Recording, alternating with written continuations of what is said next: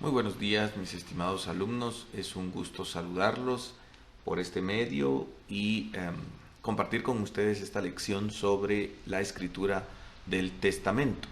Esta es una lección que combinará algunos conocimientos de su derecho civil, de sucesiones, y es oportuno que ustedes puedan repasar esos artículos, como se los dejo también asignados en el módulo correspondiente en la lección.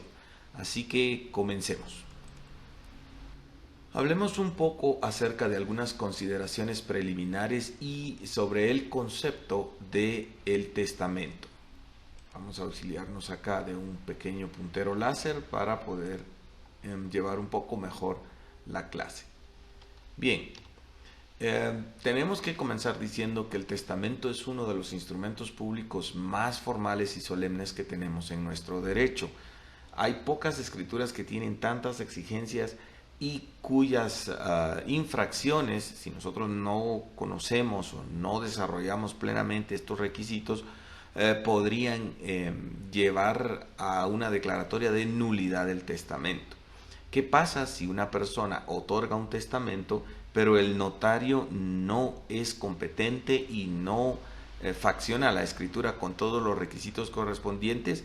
Bueno, que ese instrumento puede ser impugnado en el juicio correspondiente, y eso derivaría a que si esa impugnación prospera, el testamento sería declarado nulo y la persona o el proceso a seguir quedaría intestado, es decir, sin testamento.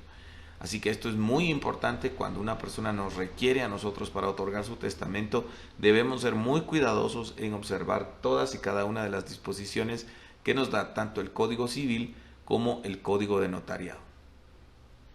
Muy bien.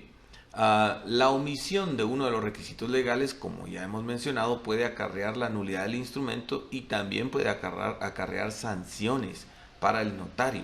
El notario podría recibir una sanción civil o una sanción incluso penal si es que no cumple con todos los requisitos como lo establecen los códigos correspondientes. Un requisito esencial específicamente para el testamento común abierto es que el mismo debe constar en escritura pública. No se puede, salvo el caso de los testamentos especiales, no se puede testar de otra manera que no sea en escritura pública. Es la forma más sencilla de hacerlo, para que llene todos los requisitos que la ley establece. Claro, puede haber un testamento común cerrado y ahí el papel del notario se reduce solamente a redactar la plica en donde ese testamento va a estar guardado, pero allí se corre el riesgo, si la persona, si el testador no es notario, de que cometa muchos errores y que ese testamento sea impugnable más adelante. Entonces, generalmente cuando uno lo requieren para autorizar un testamento, se trata de un testamento común abierto. Allí en el módulo de la lección les voy a asignar los artículos que se deben repasar sobre el testamento para poder distinguir el testamento común abierto del testamento cerrado y de los otros testamentos especiales que contempla nuestro derecho. Veamos algunos conceptos. Este es algo antiguo del francés Joaquín Escriche, que dice: es la declaración legal que uno hace de su última voluntad disponiendo de sus bienes para después de su muerte. Esto lo escribió Joaquín Escriche en un diccionario que él compiló. Es una definición tal vez un poco corta, pero que sí habla de que es una disposición que se hace para después de la muerte de la persona. Veamos un par de conceptos más. Otros dos conceptos importantes son los que encontramos en el libro texto que estamos estudiando de Juan Palomar de Miguel. Dice: acto por el cual una persona da disposiciones de cualquier clase que sean para que se cumplan después de su muerte. Es importante señalar acá que Juan Palomar dice que las disposiciones son de cualquier otra clase o de cualquier clase que sean. Es decir, no solo se va a referir el testamento a transmisión de bienes inmuebles o a transmisión de cosas o a transmisión de derechos, sino que también puede surgir del testamento un sinfín de cuestiones. El autor que estamos estudiando aquí nos dice que a través del testamento se podría constituir una fundación, a través del testamento se puede otorgar la tutela de un menor de edad, a través del testamento se podría incluso crear otra serie de derechos que no son plenamente patrimoniales. Entonces, definitivamente se podrían hacer otro tipo de obligaciones ahí, y por tal razón se habla acá de que no necesariamente tienen que ser disposiciones patrimoniales. Por eso Juan Palomar del Miguel dice ahí de cualquier clase que sea. Veamos cómo lo define nuestro Código Civil. Es un acto puramente personal y de carácter revocable por el cual una persona dispone del todo o de parte de sus bienes para después de su muerte. Es un concepto que yo estimo bastante atinado porque nos habla de dos características principales del testamento. La primera es que es un acto esencialmente personal y de carácter revocable. Hay alguna especie como de confusión en cuanto a las herencias. Muchos piensan que los papás están obligados a dejar herencia a sus hijos, pero ese no es el caso. El testamento es un acto puramente dispositivo y de voluntad del testador. Nadie está obligado a dar una herencia, nadie está obligado a dejar en herencia ninguno de sus bienes ni a repartirlos por partes iguales entre sus herederos. Si eso lo hace el testador, es por un acto de liberalidad, es por una cuestión sentimental, pero no tiene obligación legal de dejar ninguna herencia a sus hijos o a sus descendientes. La otra cosa que es importante de este concepto es que marca que el testamento es esencialmente revocable. Eso significa que en cualquier momento se puede cambiar, que en cualquier momento puedo otorgar otro testamento en términos diametralmente opuestos de los que yo hice en el primero, o puedo dejarlo sin efecto vendiendo los bienes que estaban contemplados en el testamento a terceros. Es decir, en cualquier momento puede haber un cambio en la actitud del testador. Claro, esto la persona del heredero no lo sabe, porque una característica del testamento es que permanece escondido, permanece secreto hasta la muerte del testador. Otros apuntes que son necesarios antes de continuar con la lección, que la verdad la lección es bastante breve, no es nada compleja. Lo complejo en un testamento no es aprender sus requisitos, sino ponerlos en práctica. ¿Cuáles apuntes podemos mencionar acá? Primero, que el testamento, como se dijo, no es un contrato, sino que es un acto de disposición de última voluntad. ¿Por qué no es un contrato? Porque aquí no juega en nada la voluntad del heredero en cuanto a la institución de la herencia. El heredero desconoce completamente que ha sido designado como tal a través de un testamento. Realmente no hay un acuerdo de voluntades que genere en ese mismo momento derechos y obligaciones, sino que es un acto. Un acto es un movimiento de la voluntad del ser humano que produce un cambio en el mundo jurídico. Esa situación es bastante importante clarificarla. El otro punto importante, el otro apunte que necesitamos hacer es que debemos tener claro quiénes son las personas que figuran dentro de un testamento. Tenemos que tener claros los conceptos de testador, testigos, herederos y legatarios. Tratemos de definirlos brevemente. El testador es el dueño de los bienes, derechos y obligaciones que dispone de ellos para después de su muerte. Es la persona que otorga el testamento. En un testamento van a intervenir siempre por ley dos testigos. Estos testigos son testigos de naturaleza instrumental. ¿Por qué? Porque coadyuvan con el notario en la dación de fe de todo lo que sucede en el acto del testamento. Entonces, esto es muy importante, hay que distinguir a estos testigos que no son testigos a ruego y que no son testigos de conocimiento o abono, sino que son testigos pura y plenamente instrumentales. Se ha discutido, como hemos dicho anteriormente, la validez de estos testigos en doctrina, porque si el notario tiene fe pública, no necesitaría reforzar esa fe pública con la aseveración de dos o más testigos, pero la ley los instituye para este acto que es sumamente formal. Ok, ¿quiénes son los herederos? Son las personas a quienes el testador deja sus bienes, derechos y obligaciones para después de su muerte. Si es a título universal, hablamos de herederos. Si lo que se le deja a cada persona es un bien en particular, entonces estamos hablando de un legatario. Un legado consiste en un bien o en una acción o en un derecho en específico mientras que la herencia es a título general.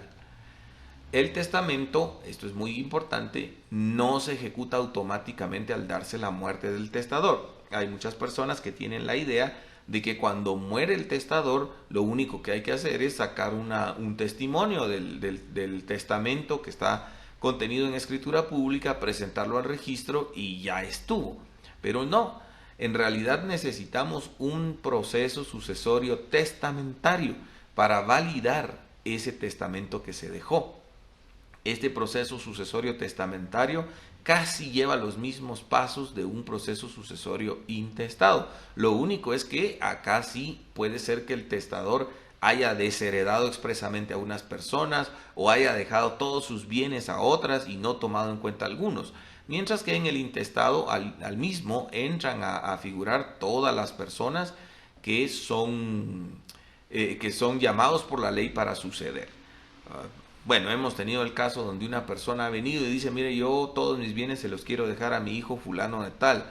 ¿Por qué? Porque esa persona se ha portado muy bien conmigo, me ha cuidado, no me abandonó como el resto de mi familia. Eso es lo que se gana con un testamento.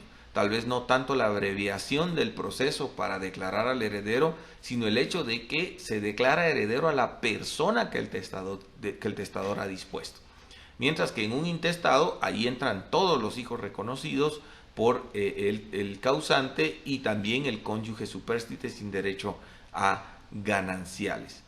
Muy bien, entonces esto es importante tenerlo en cuenta porque cuando nosotros hagamos nuestro testamento, el testamento va a pasar un proceso en el cual podría ser objeto de una impugnación antes de ser declarado válido. Eso lo tenemos que tener en mente al momento de redactar nuestros instrumentos y en específico un testamento. Muy bien, ¿qué tiene que hacer el notario antes de poder otorgar un testamento común abierto? Ustedes van a encontrar en su libro texto un modelo del testamento que es bastante sencillo, donde se instituye a una sola persona como heredero universal y se deja a todos los demás fuera sin ninguna capacidad de participar como herederos dentro de la herencia. Entonces es muy sencillo el modelo. Allí encontramos un modelo que podríamos utilizar o seguir para nuestro curso y por ende no lo vamos a desarrollar aquí paso por paso, sino solo los pasos previos, las obligaciones previas y las obligaciones posteriores al otorgamiento del testamento común abierto. En primer lugar, el notario debe identificar al testador por los medios legales provistos. Ya los conocemos, aquí están los artículos a los que se hace referencia siempre que hablamos del tema, el artículo 29, el artículo 42 y el artículo 44 del Código de Notariado. Solo es permitido identificar a un guatemalteco para un otorgamiento de un acto de esta naturaleza a través de su documento personal de identificación, DPI. Si careciera de ese documento por cualquier causa, entonces la única forma de identificarlo será a través de dos testigos de conocimiento o abono, que estos serán diferentes a los dos testigos instrumentales que por ley requiere el testamento. Entonces ahí ya estaríamos hablando de un grado de dificultad mayor porque tendría que hacer comparecer al testador, a dos testigos de conocimiento o abono y aparte a dos testigos diferentes instrumentales, es decir, ahí ya van 5 personas que tendrían que figurar en el testamento si el testador no se puede identificar con su DPI. Si es un extranjero, entonces podríamos identificarlo a través de su pasaporte. Pero de lo contrario, tenemos que identificar a la persona a través de su DPI o a través de dos testigos de conocimiento o abono. Tendríamos también como una obligación especial de este instrumento que corroborar la capacidad mental del testador. Ahora, esto supone un punto interesante. Alguna persona decía que este artículo debería de reformarse, era un punto de tesis que andaba por ahí y que decían que realmente el notario no puede dar fe de la capacidad mental de un testador porque no es un experto en la materia, no tenemos un conocimiento en psicología o en psiquiatría y entonces no podríamos realmente aseverar si una persona es hábil mentalmente o no para dar su testamento. Pero la corroboración que se tiene que dar acá no es un expertaje, no es a nivel profesional, sino que es una corroboración quizá hasta de cierta manera empírica. Esto lo establece el artículo 42 del Código de Notariado en su inciso cuarto, y dice así: la escritura pública de testamento, además de las formalidades generales, contendrá las especiales siguientes: fe de la capacidad mental del testador a juicio del notario. Entonces, dependiendo de la forma en que la persona se expresa, uno platica con él, uno le pregunta sus datos de identificación, uno le pregunta si sabe lo que está firmando, si esa es su voluntad. De la forma en que él habla, se conduce, se expresa, uno puede deducir si se encuentra en la capacidad mental para atestar o no. Y esto queda a juicio del notario. El legislador sabía que nosotros no tenemos los conocimientos profesionales específicos para determinar si hay alguna cuestión ahí psicológica o psiquiátrica que esté afectando la mente del testador. Pero basta una plática informal, una especie como de evaluación de manera informal por parte del notario para establecer si esta persona se encuentra en sus cabales o no y poder otorgar el testamento. Esto es muy importante. Un testamento no se puede otorgar cuando ya la persona está en un estado donde ya no sabe muy bien dónde está, no sabe cómo se llama, ya no tiene ninguna conciencia de lo que está haciendo. Es muy común que a los notarios los busquen o nos busquen cuando una persona ya está en un estado difícil de salud para que vayamos y hagamos las escrituras. Incluso acá ni siquiera se trata de testamentos, sino que las personas piden directamente que se autoricen donaciones entre vivos en forma pura y simple, o compraventas directas de los bienes para uno o varios de los hijos. Y resulta a veces bastante incómodo al llegar al lugar enterarse de que la persona realmente ya ni siquiera consciente está. En ese caso, un notario honesto, un notario ético debe rehusar hacer el instrumento porque ya no hay capacidad mental del testador y por ende ya no hay posibilidad de que dé un consentimiento válido. ¿Qué decir acerca de las personas que lo buscan al notario cuando ya su familiar ha fallecido, con el ofrecimiento de que haga constar ahí que la persona ya no pudo firmar, pero que dejó su impresión digital? Eso le piden, que nada más, entre comillas, le saque la huella a la persona que falleció para poder arreglar esta situación sin necesidad de intestado. Y hay notarios, malos notarios, que se prestan a eso, cobran un dineral para hacerlo, pero un notario éticamente preparado, un notario honesto, jamás se va a prestar a ese tipo de cuestiones. Primero, porque está mal, es erróneo, es un delito, y segundo, porque se expone demasiado. Puede siempre caber la posibilidad en una herencia de que una de las personas que haya sido dejada fuera no esté contenta con esa situación, o que haya alguien que no le guste la parte de la herencia que le dejaron y ese impugne y demande la nulidad del testamento diciendo: cuando mi papá falleció no había firmado nada y fue post-mortem que le sacaron esa impresión digital. Entonces hay que tener mucho cuidado con esta situación. Si hay bienes sobre los cuales se va a testar, casas, propiedades, vehículos, etcétera, etcétera, entonces el testador debe acreditar la propiedad sobre esos bienes, derechos y acciones que son objeto del testamento. ¿Cómo lo va a hacer? Con los títulos de propiedad respectivos. Si se trata de inmuebles inscritos en los registros de la propiedad, pues tendrá que hacerlos de esa manera, con certificaciones del registro de la propiedad o con las escrituras, los testimonios debidamente inscritos en el registro de la propiedad. Si se trata de vehículos, con los certificados de propiedad de los mismos, etcétera, etcétera, con todos los documentos que acrediten la propiedad sobre los bienes, derechos y acciones e incluso obligaciones que son objeto del testamento.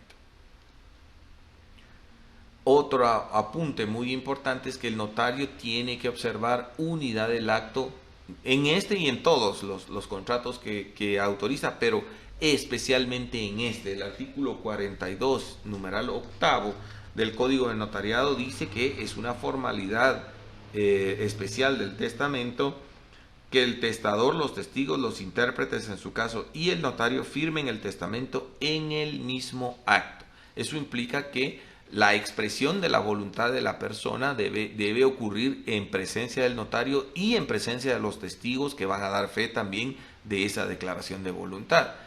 Todos tienen que estar reunidos en un solo acto desde el inicio hasta el final. Aquí sí no se permite, mire, el testador pasa firmando hoy, mañana pasa otro testigo, pasado mañana pasa el siguiente, porque los testigos entonces no habrían escuchado la declaración de voluntad de la cual ellos tienen que dar fe. Nadie se puede ausentar, nadie puede salir un ratito al baño, nadie puede salir a contestar una llamada, todos tienen que estar ininterrumpidamente en presencia del notario, escuchando la redacción y la lectura del testamento y todo lo que ahí acontece. He visto un par de impugnaciones que se dieron precisamente por esta situación. Y se dio porque supuestamente un testamento había sido autorizado por un notario en el domicilio del testador, pero el domicilio del testador estaba en un condominio con garita de entrada.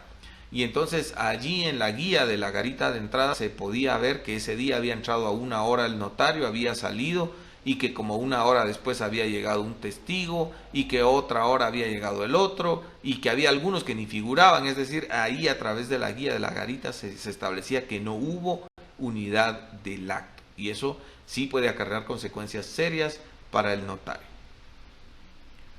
Muy bien, una vez se ha hecho el testamento con todas sus formalidades, y es muy importante, una de ellas es que el testador debe leer clara y distintamente el testamento, y al final de cada cláusula se le debe preguntar al testador si lo que se puso ahí es la expresión de su voluntad. Ok, una vez hecho esto, firmado el testamento, ha surgido a la vida el instrumento jurídico correspondiente. ¿Qué debe hacer el notario? Primero, debe remitir el testimonio especial de la escritura dentro de los mismos 25 días hábiles que da la ley para el resto de instrumentos, pero con la cuestión de que si es testamento común abierto, aunque se llame común abierto, no debe ser del conocimiento general de nadie, sino hasta el fallecimiento de la persona que testó, hasta el fallecimiento del testador. Entonces, el testimonio especial se envía al Archivo General de Protocolos dentro de un sobre sellado, y es en ese sobre, perdonen ahí valga la redundancia, es sobre esta plica sellada que el notario escribe la razón, que es muy parecida en su redacción a la razón del testimonio especial, y es en esta plica, en este sobre, que el notario coloca los timbres notariales correspondientes, que son del valor de 25 quetzales de timbre notarial. Entonces, así como el notario cumple con su obligación de remitir el testimonio especial de la escritura al Archivo General de Protocolos, esa plica sellada solo se podrá abrir después del fallecimiento del testador. Una segunda obligación especial para el testamento común abierto es que el notario debe remitir avisos del otorgamiento del testamento a los registros de la propiedad, tanto al registro de la propiedad central como al segundo registro de la propiedad. Esto lo encuentran ustedes en el artículo 45 del Código de Notariado. Esto es muy importante, porque cuando una persona fallece y los herederos ignoran si él otorgó o no testamento, por allí deben comenzar su procedimiento. Deben solicitar a los registros si hay entre sus libros algún aviso de algún notario que ante quien se haya otorgado el testamento del causante, y en ese requerimiento de los avisos se pone ahí específicamente el nombre del causante, el nombre de sus papás, su identificación completa. Si esos avisos regresan negativos y los registros dicen aquí no tenemos registro de ningún notario, entonces ningún notario que haya avisado que este señor dio testamento o otorgó su testamento, entonces el proceso a seguir será un proceso sucesorio intestado. Si por el contrario lo que regresa es un aviso diciendo sí, tenemos un aviso de que el señor fulano de tal otorgó testamento ante el notario fulanito de tal, entonces el proceso a seguir es diferente, se tratará de un proceso sucesorio testamentario. Y una obligación más lejana es que cuando el testador fallezca y lo sepa el notario debe presentar primer testimonio del testamento común abierto, allí sí se implica, con duplicado y acompañando certificado de defunción correspondiente al registro de la propiedad respectivo. Puede ser a los dos, si el testador tenía bienes en el segundo registro y en el registro general de la propiedad, o solo en el segundo o solo en el general, dependiendo de la ubicación de los bienes que tenga. A partir de ese momento, una vez que esté inscrito este testamento en el libro de asientos correspondientes, se podrá iniciar el proceso sucesorio el proceso sucesorio testamentario de la persona. Esto es muy importante, ¿verdad? No, hay que diferenciar que presentar este testimonio al registro correspondiente no es que con eso ya se vayan a pasar a nombre de los herederos los bienes, no. El testamento aún necesita ser declarado válido en un proceso sucesorio testamentario. Esta es una obligación más que debe cumplir el notario para que, aparte de los avisos que ya ha dado, se inscriba en un libro especial de testamentos comunes abiertos en el registro de la propiedad, el testamento ya claramente legible y que lo pueda consultar todo el mundo, pero todavía está sujeto a que el testamento sea declarado válido en el juicio sucesorio testamentario correspondiente. ¿Quién lo va a declarar válido? El juez de primera instancia civil del último domicilio del causante. Muy bien, con eso concluimos la clase de hoy. Intentamos ser bastante breves, pero casi nos llevamos media hora en la discusión. Cualquier duda, por favor, alguna situación que no haya quedado clara, formúlela en el espacio provisto, en el foro correspondiente, en la plataforma o al grupo de WhatsApp que se ha creado para el efecto. Dios los bendiga y nos vemos en una próxima ocasión. Continuemos cuidándonos de la pandemia.